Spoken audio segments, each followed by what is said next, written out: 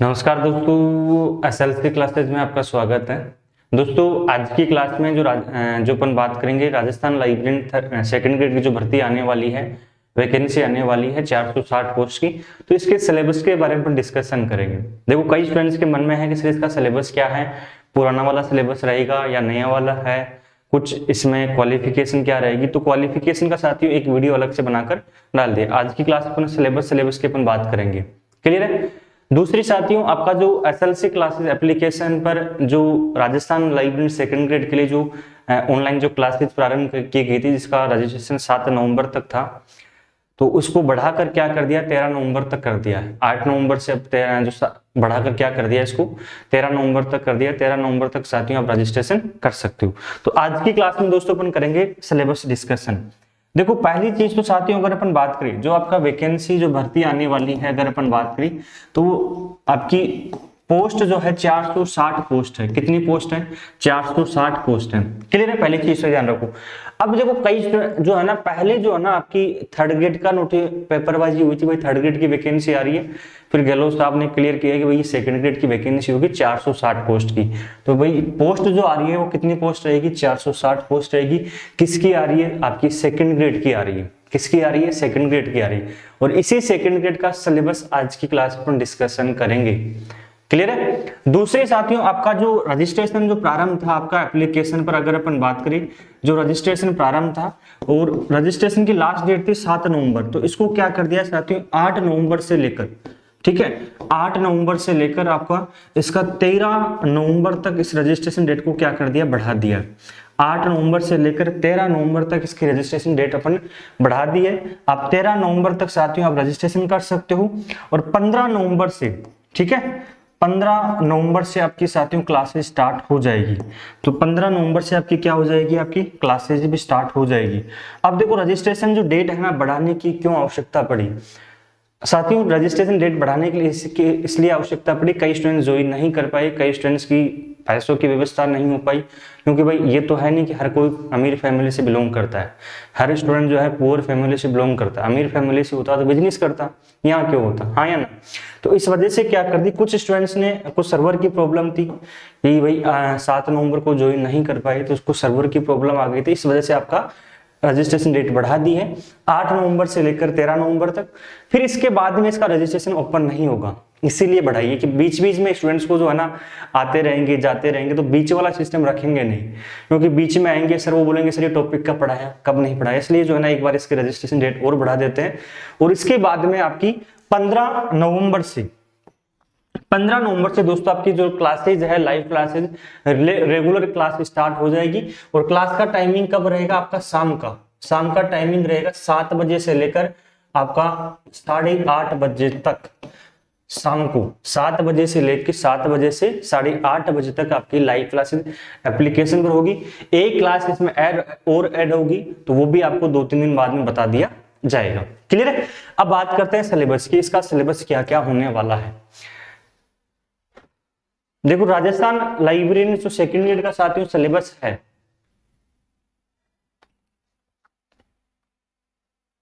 ठीक है, तो आपके इसमें दो पेपर होंगे। जो सिलेबस है ना, इसमें इस सिलेबस में कितने पेपर होंगे आपके? 2 पेपर होंगे। जो सिलेबस दोस्तों है आपका, इस सिलेबस को एक ऑफिशियल सिलेबस नहीं है। ये जो अपन सिलेबस अभी डिस्कशन कर रहे हैं एक ऑफिशियल सिलेबस नहीं है। अभी कुछ संशोधन करके शिक्षा विभाग ने डाला, उस सिलेबस के बारे में अपन डिस्कशन कर रहे हैं। तो एक जब आपका नोटिफिकेशन आएगा ना, नोटिफिकेशन आने के बाद में ऑफिशियल सिलेबस भी आएगा। वहां पर एक एक पॉइंट्स भी आपको क्या करेंगे, निर्धारित करके दिए जाएंगे कि भाई इन्हीं में से आपका सिलेबस, इन्हीं में से आपसे टॉपिक पूछे जाएंगे। तो पेपर जो है साथियों, पेपर आपके 2 भागों में बांटा गया। कितने भागों में बांटा गया? 2। एक तो पेपर 1 है, एक दोस्तों जो है पेपर सेकंड है। एक कौन सा है? पेपर 1। और दूसरा कौन सा है? Paper second. पेपर 1 जो है ना, इसमें भी दोस्तों आपके 100 क्वेश्चंस रहेंगे और इसमें भी आपके 100 क्वेश्चंस रहेंगे। तो ये 100 क्वेश्चंस हो गए, 200 मार्क्स का पेपर होगा पेपर 1। पेपर 1 जो होगा 200 मार्क्स का। पेपर सेकंड कितने मार्क्स का होगा? ये भी 200 मार्क्स का। मतलब each question carry 2 marks. Total जो दोस्तों आपका 400 मार्क्स का पेपर हो जाएगा। कितने मार्क्स का होगा? 400 मार्क्स का पेपर हो जाएगा। पेपर 1 जो है साथियों आपका जीएस कह सकते हैं, अपन नॉन टेक्निकल पार्ट कह सकते हैं, और जो पेपर 2 है ये दोस्तों आपका रहेगा सब्जेक्ट का रहेगा। ठीक है, पेपर 1 में आपके 100 क्वेश्चंस आएंगे, पेपर 2 में आपके 100 क्वेश्चंस आएंगे। पेपर 1 आपका 200 मार्क्स का होगा, पेपर 2 भी आपका 200 मार्क्स का होगा। टोटल मार्क्स आपसे पूछे 400 मार्क्स का हो जाएगा। पेपर 1 जो होगा जीएस का होगा, जिसमें आपका इंडिया लेवल का जीएस भी रहेगा, साइकोलॉजी भी रहेगी, राजस्थान का जीएस भी रहेगा। पेपर 2 होगा सब्जेक्ट का। पेपर 1 2 कौन सा होगा?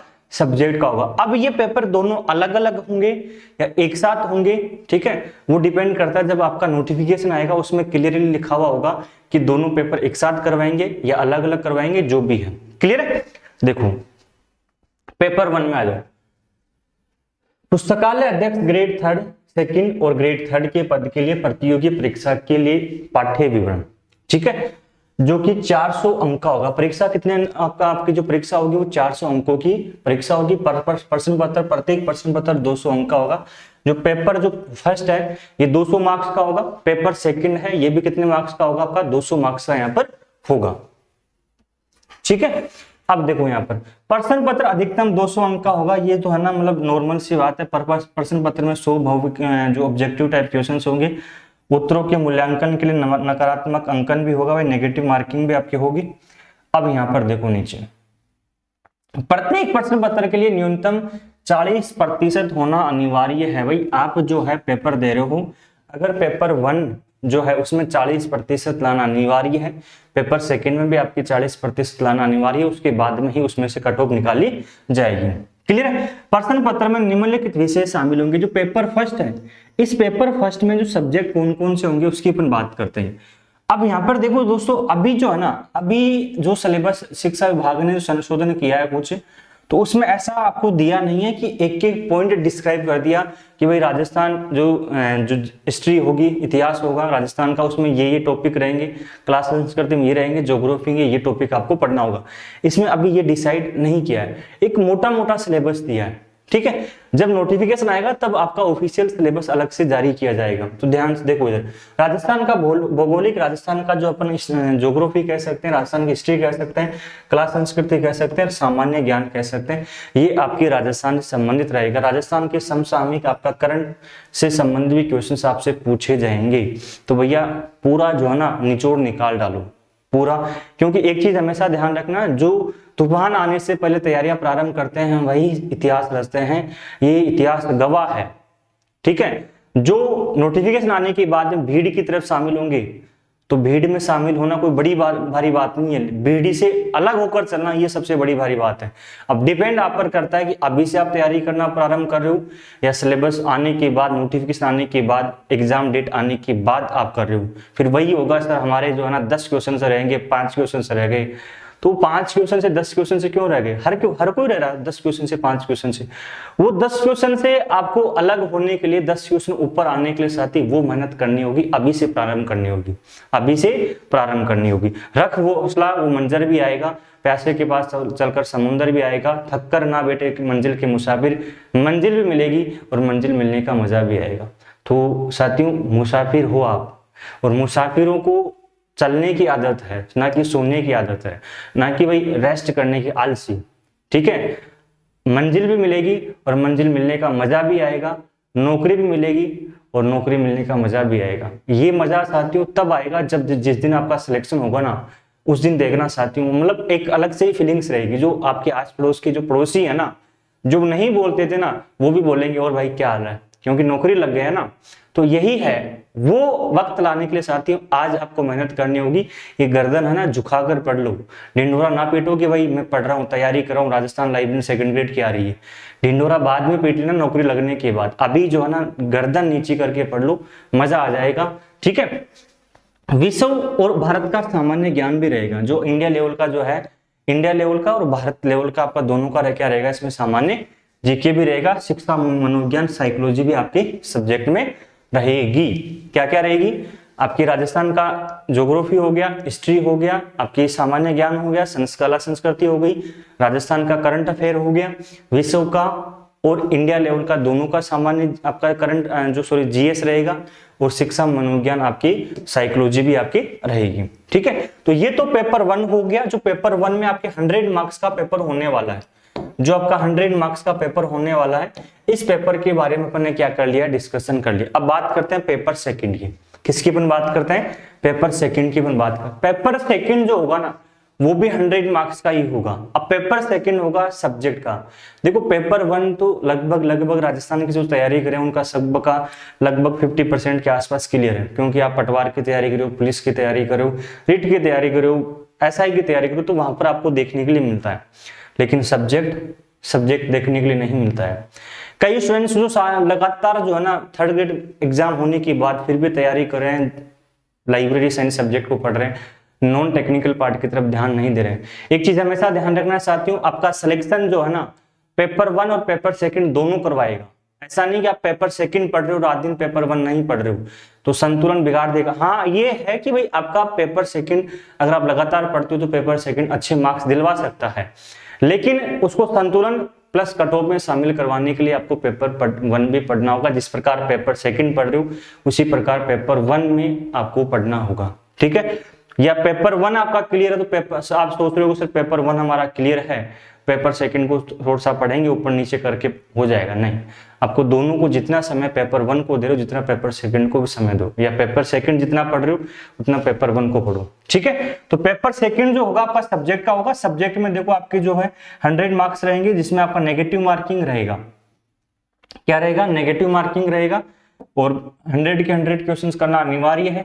देखो इधर अपन बात करते हैं आपके जो यूनिट 1 है, इसमें ज्ञान जगत, संरचना, विषय निर्माण के तरीके, विषयों के विभिन्न प्रकार, ज्ञान जगत के वर्गीकरण के विभिन्न पद्धतियों में रेखांकन, ये आपका जो है यूनिट 1 में आपको देखने के लिए मिलता है।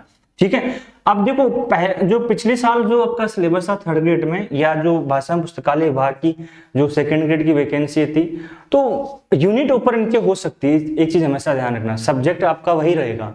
भाई एग्जामिनर क्या करेगा, जो बोर्ड क्या करेगा, सिलेबस का जो यूनिट 1 है, यूनिट 1 में जो नॉर्मल था उसको यूनिट 2 में ला देगा, यूनिट 5 उसको 1st में ला देगा। यूनिट ऊपर नीचे हो सकती है, टॉपिक्स आपके वही रहेंगे, लेकिन थोड़ा सा लेवल चेंज हो गया है, क्योंकि पिछले साल वाला पेपर आपने देखा था, 2nd ग्रेड का भी आपने पेपर देखा था, तो उसमें और अभी वाले पेपर में थोड़ा सा लेवल चेंज होकर आएगा। कुछ टॉपिक्स नए ऐड हुए हैं, कुछ टॉपिक्स आपके हट गए हैं, लेकिन जब आपका ऑफिशियल सिलेबस आएगा तब आपका एक एक पॉइंट वहां पर एक एक टॉपिक आपको दिए जाएंगे, वहां पर पूरा डिस्क्राइब करके दिया जाएगा।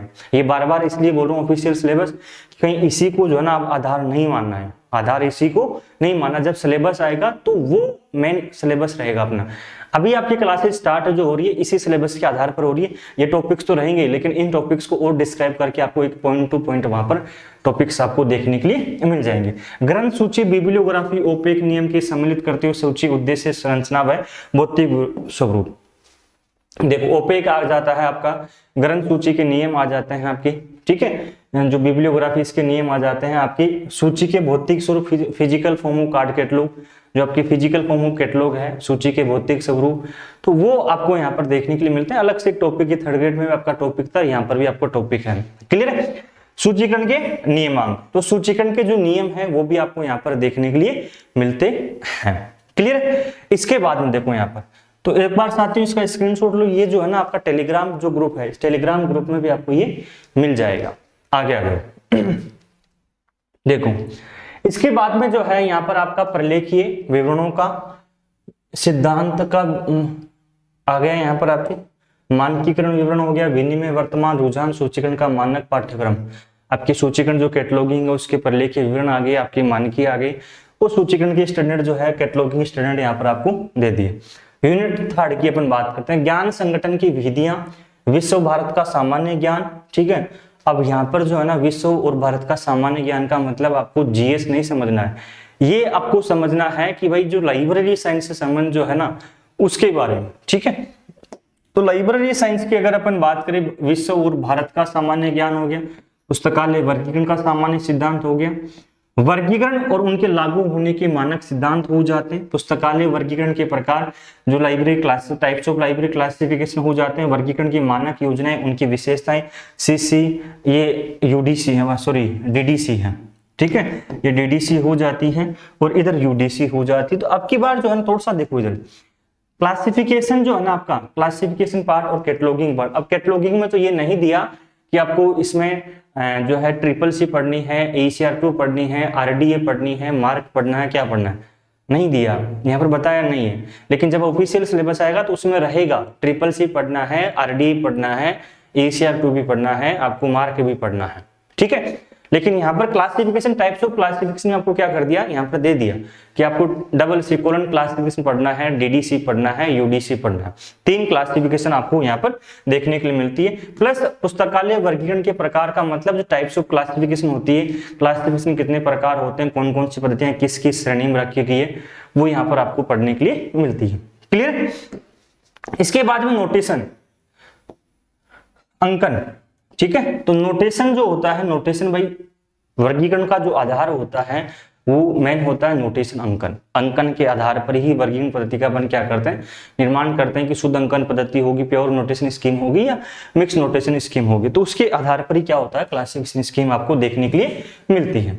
क्लियर है। पुस्तकालय वर्गीकरण में रुझान हो जाता है विषय वर्गीकरण आपका जो देखने के लिए मिलता है, शिक्षा मनोविज्ञान आपका साइकोलॉजी हो जाता है, विषय वर्गीकरण के सिद्धांत, विषय से सूचियां और उनकी विशेषताएं। ये साथियों आपको जो है आपको किस में देखने के लिए मिलती है, यूनिट 4 में। तो यहाँ पर आपको जो है यूनिट 4 आपको देखने के लिए मिली है। कितने यूनिट है, 4 यूनिट। अब इसमें कंप्यूटर पार्ट अभी यहाँ पर दिया नहीं है, लेकिन कंप्यूटर पार्ट भी आपका इंक्लूड रहेगा, कंप्यूटर पार्ट भी आपका इंक्लूड रहेगा। लाइब्रेरी सॉफ्टवेयर, लाइब्रेरी ऑटोमेशन हो जाते हैं, RDBMS हो जाता है, आपका कंप्यूटर का बेसिक सा परिचय हो जाता है, वो भी आपको इसी 100 क्वेश्चंस में आपको देखने के लिए मिलेगा। जब आपका साथियों ऑफिशियल सिलेबस आएगा, उस ऑफिशियल सिलेबस में आपको पूरा यहाँ पर एक एक चीज डिस्क्राइब करके एक एक टॉपिक आपको अलग से देखने के लिए मिलेंगे। अभी जो नया बैच स्टार्ट हो रहा है वो इसी के आधार पर हो रहा है। जब आपका ऑफिशियल सिलेबस आएगा, एक आध टॉपिक अगर जुड़ेंगे, ठीक है, ये टॉपिक तो रहेंगे रहेंगे, लेकिन एक आध टॉपिक और जुड़ेंगे, एक आध टॉपिक और डिस्क्राइब किए वहां पर मिल जाएंगे। तो ऑफिशियल सिलेबस आने के बाद आपका लाइव क्लासेस के माध्यम, जिस प्रकार अभी लाइव क्लासेस स्टार्ट होने जा रही, उसी प्रकार लाइव क्लासेस के माध्यम से आपको पूरा करवाया जाएगा। याद रखना साथियों, अभी से तैयारी करना प्रारंभ कर दो। जो तूफान आने से पहले तैयारियां प्रारंभ करते हैं वही इतिहास रचते हैं, ये इतिहास गवाह है। चर्चित वो व्यक्ति नहीं होता है जो घर बैठकर जो है ना अपनी किस्मत की रेखाओं के भरोसे बैठा है कि मैं नौकरी लग जाऊंगा, बाबा जी ने, जोशी जी ने बोल दिया लग जाऊंगा। तो भैया ध्यान रखना, ये भी आज नहीं तो कल धीरे धीरे मिटना प्रारंभ हो जाएगी अगर मेहनत नहीं करोगे। मेहनत आपको करनी है, सफलता आपको प्राप्त करने के लिए, आपके माँ बाप के सपने पूरे करने के लिए साथियों मेहनत आपको करनी होगी। मेहनत के बिना कुछ भी नहीं है। मेहनत के बलबूते पर आप दुनिया जीत सकते हो। मेहनत के बलबूते पर आप जो आपकी किस्मत की रेखाएं हैं, जिसमें बोलते हैं भाई जोशी जी बोल दिया कि नौकरी नहीं लग सकता, तो भी नौकरी लग सकते हो। अपने मेहनत के बलबूते पर इस किस्मत की रेखा को मिटाकर नई रेखा लिख सकते हो। लेकिन वो जब आसान होगा जब साथियों आप मेहनत करोगे, जब आप दिन रात मेहनत करोगे अपने माँ बाप के सपने के लिए कि एक दिन में मेरे माँ बाप का सपना पूरा करूंगा, कि मेरे माँ बाप जो सोचते हैं कि मेरा बेटा या बेटी नौकरी लगेगा, सरकारी नौकरी, तो मैं लगकर दिखाऊंगा। और वो घर बैठे तो होगा नहीं, वो जो आप अंदर एक रूम बना रखे हो भाई जिसमें दिन भर मोबाइल के चैटिंग वेटिंग लगे रहते, उसमें तो उससे तो होगा नहीं। निकलो बाहर, निकलो, सोशल मीडिया की दुनिया है ना, उसको थोड़ा सा छोड़ो। सोशल मीडिया की दुनिया पर आप लगे रहोगे भाई, देखोगे सर ये सिलेबस आ गया, वो आ गया। एक साथ ही एक चीज हमेशा ध्यान रखना, आप कहीं से भी तैयारी करो, आप किसी भी कंपटीशन, किसी भी कोचिंग क्लासेस से, किसी भी गुरु से, कहीं से भी तैयारी करो, लेकिन पढ़ना सिलेबस के अनुसार। सर इसे सेल्फ स्टडी कर रहे हो, सिलेबस के अनुसार पढ़ना। सोशल मीडिया से दूर हो भाई, वो पता नहीं कहां से क्वेश्चन लेकर आते हैं, ठीक है। तो आप सिलेबस के अनुसार पढ़ोगे ना, तो कोई भी साथियों आपको जो है ना अपनी सफलता, आपकी नौकरी को प्राप्त करने के लिए कोई भी नहीं रोक सकता है। और सिलेबस के अनुसार नहीं पढ़ोगे, यूजीसी नेट की किताबें निकाल रहे हो, वो पढ़ रहे हो, अरे भाई यूजीसी नेट का आपका है ही नहीं, आपका सेकंड ग्रेड का लेवल का सिलेबस है, तो उसी के अकॉर्डिंग आपसे पूछा जाएगा। एक आध क्वेश्चन ऊपर नीचे हो सकता है, हाँ या ना। उस एक आध क्वेश्चन के लिए जो है ना आप पूरी हजारों बुक छान मारोगे, तो फिर ये तो मूर्खता है, हाँ या ना। कि भाई आपको भी कभी कभार ऐसे क्वेश्चन, ऐसे टॉपिक छोड़ दिए जाते हैं कि भाई इन टॉपिक्स को छोड़ दो आप, क्योंकि अगर इन टॉपिक्स को पढ़ोगे ना आप, तो जो पहले आपने जो पूरा पढ़ा है वो बराबर हो जाएगा, हाँ या ना। तो पढ़ो, सिलेबस के अनुसार पढ़ो, वो सिलेबस ही आपका सिलेक्शन दिलवाएगा, वो सिलेबस ही आपका सिलेक्शन दिलवाएगा और कोई नहीं है, बस यही है, ठीक है। और आपका जो ऑनलाइन जो क्लासेस एप्लीकेशन में स्टार्ट होने वाली थी 8 नवंबर, इसका रजिस्ट्रेशन डेट आपका बढ़ा दिया है। ये 8 नवंबर से 13 नवंबर तक कर दिया है। और 15 नवंबर से आपकी लाइव क्लासेस स्टार्ट हो जाएगी, शाम को 7 से 8:30 बजे तक रहेगी, रेगुलर रहेगी। ये क्लासेस जो है आपके जो कोर्स की वैलिडिटी 1 साल तक, मतलब 1 साल तक चलती रहेगी। ऐसा नहीं भाई आज सिलेबस कंप्लीट होने के बाद बंद हो गया, 1 साल तक आपकी चलती रहेगी। तो मिलते हैं अगली क्लास में, तब तक के लिए सभी गुड नाइट, जय हिंद। और जो सिलेबस की मिथ्या थी वो सिलेबस की मिथ्या अब कंप्लीट हो गई है। अब बार बार है ना इधर उधर ताक झांक करने की आवश्यकता नहीं है, सिलेबस आपको दिखा, एक एक टॉपिक आपको डिस्कशन कर लिया, मतलब खुलकर आपके सामने है ना। तो अब इन टॉपिक्स को नोट डाउन कर लो या स्क्रीनशॉट ले लेना एक एक का। टेलीग्राम जो है SLC क्लासेस नोट्स के नाम से वहां पर मिल जाएगा, व्हाट्सअप कर देना, व्हाट्सअप भेज दूंगा। लेकिन सिलेबस को उतारो कॉपी में और पढ़ाई स्टार्ट कर दो। मिलते हैं अगली क्लास में, तब तक के लिए सभी को जय हिंद।